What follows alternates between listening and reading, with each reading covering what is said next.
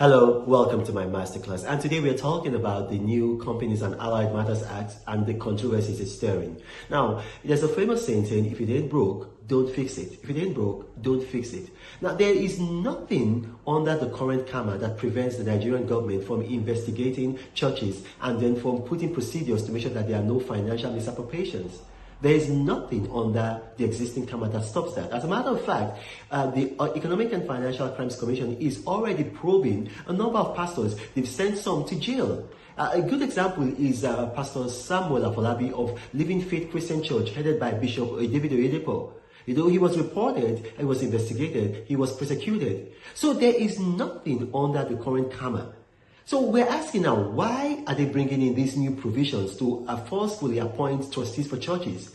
A certain high-flying pastor made reference to the case of David Yonggi-cho in South Korea and how he was investigated and then he was arrested and convicted and sentenced. No, you see, you're talking about oranges and apples. You know, that's a function of ignorance. You see, I know of David Yonggi-cho's issue because that is a man that I really admire a lot.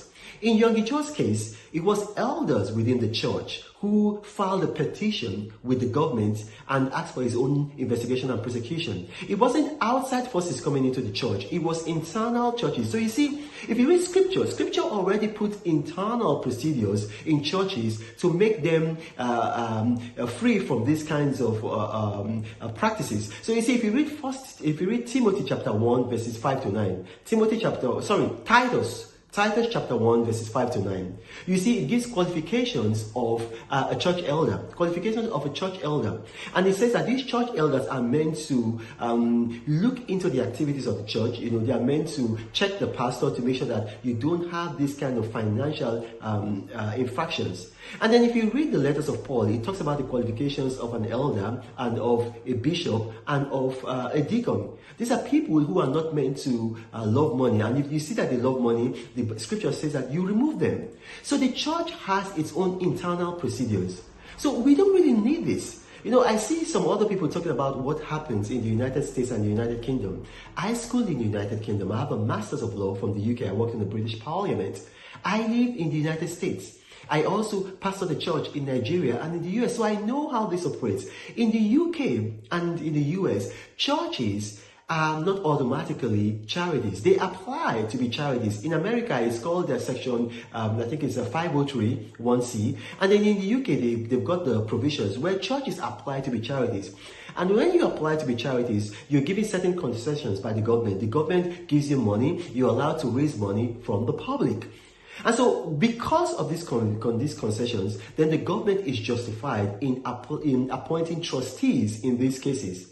Now, in the US and the UK, you can be a church and refuse and say you don't want to be a charity and then operate just as a church, and then the government is not going to do that to you. They have no business with you. So if the Nigerian government wants to do like what the US and UK government are doing, then they should go the whole hog. They should fund these churches. They should give them monies. They should fund them, and then only when you're funding them should you have power to say, okay, I'm going to appoint trustees. But in a case where you're not funding them and then you want to appoint trustees, now it doesn't hold water, especially with the history of Muhammadu Buhari. I mean, if you don't know this, Muhammadu Buhari has an Islamist history, an Islamist agenda. And this is a fact. I'm going to quote something that he said. This is a direct quote. You can Google it. Please do not take my word for it. You need to research this. He said, I will continue to show openly and within me total commitment to the Sharia movement now sweeping all around this country. He said that in 2001. Now, he became president, and what has happened? We've seen a complete imbalance in Nigeria's military and security forces in favor of northern Muslim males. The Minister of Defense, the Chief of Army Staff, Chief of Air Staff, Head of the Police, Head of the DMI, Head of the DIA, Head of the NIA, Head of the ESCC, Head of the NCS, the NPS, the NCS, and a host of other military and paramilitary bodies are headed by northern Muslim males.